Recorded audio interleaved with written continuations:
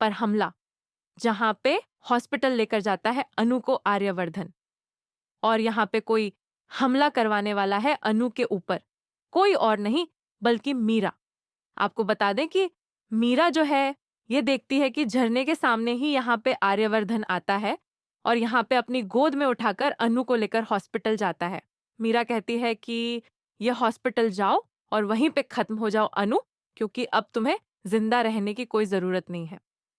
और यहाँ पर एक गुंडे को भेजती है जो कि मास्क लगाकर हॉस्पिटल में एंट्री मारता है और अंदर जाकर यहाँ पर अनु को बेहोश करने के लिए यहाँ पर कुछ रुमाल में जहरीली दवाएं डालता है और वो अनु को यहाँ पर बेहोश कर देता है और वहां से किडनैप कर ले जाने की कोशिश करता है।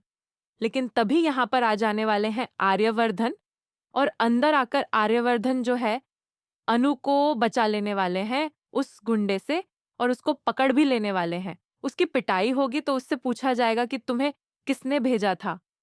वो इससे पहले नाम लेता मीरा का। मीरा यहाँ पर उस आदमी को जेल भेज देगी और कहेगी, सर आप ऐसे आदमियों के चक्कर में क्यों पड़ते हैं, होगा कोई अनु का दुश्मन। लेकिन तभी आपको बता दें कि अनु को शक हो जाता है कि इसके पीछे जरूर कोई ना कोई यहाँ पर मीरा की ही साजिश है, क्योंकि अगर ऐसा मीरा ने किया है इसीलिए वो ऐसी बातें कर रही है। अब यहाँ पर अनु को शक तो हो गया, लेकिन आपको बता दें कि दूसरी तरफ यहाँ पे अनु और आर्यवर्धन की शादी की तैयारियां चलने वाली हैं। अब यहाँ पर फाइनली अनु की शादी के रिश्ते के लिए यहाँ पे आने वाली है अनु के घर में यहाँ पर आर्यवर्धन की माँ और कहने वाली है पुष्पा जी से कि मुझे आपकी बेटी पसंद है और मेरे बेटे को भी आपकी बेटी पसंद है। हम आपकी बेटी का हाथ अपने बेटे आर्यवर्धन के लिए मांगने के लिए आए हैं। और ये सुनकर होश उड़ जाते हैं पुष्पा जी के। पुष्पा जी कहती हैं, आपको कोई गलतफहमी हुई होगी, आर्यवर्धन के लिए नहीं, आप अपनी छोटी बेटी या फिर किसी और के लिए इस हाथ को मांगने आई होंगी। लेकिन वो कहती हैं, नहीं, मेरे बड़े बेटे आर्यवर्धन को ही आपकी बेटी बहुत ज्यादा पसंद है और हम चाहते हैं कि अनु और आर्यवर्धन की शादी करवा दी जाए। लेकिन यह सुनकर पुष्पा जी गुस्सा हो जाती हैं और कहती हैं, आपकी बेटी की उम्र बहुत ज्यादा है और आप यह क्या कह रही हैं? आप तो खुद यहाँ पर अनु की दादी माँ की तरह हैं और आप खुद चाहती हैं कि यहाँ पर बाप समान उम्र के लड़के के साथ मैं अपनी बेटी अनु की शादी करा दूं। यह सुनकर भाई हैरान हो जाती हैं। आर्यवर्धन की माँ कहती है, मेरे बेटे को खबरदार अगर तुमने बुढ़ा कहा।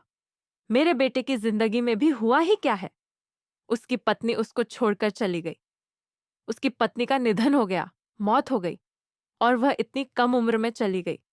और मेरे बेटे की जिंदगी में कुछ हुआ भी नहीं, ना तो उसके बच्चे ही हैं।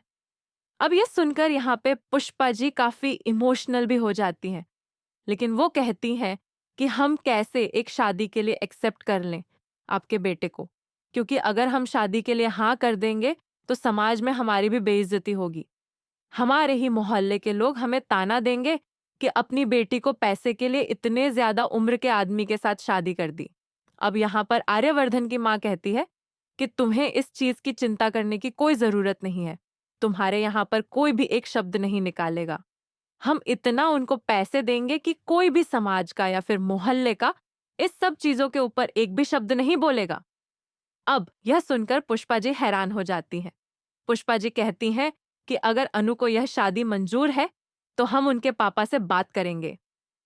अब भाई यहाँ पर सारी बातें शर्मा जी पर आकर खत्म होने वाली हैं कि शर्मा जी अगर शादी के लिए तैयार हो जाएंगे तो अनु की शादी कर दी जाएगी आर्यवर्धन के साथ, और अगर ऐसा नहीं हुआ तो फिर शादी के बीच में कुछ ना कुछ यहाँ पर बड़ा अड़ंगा आने वाला है।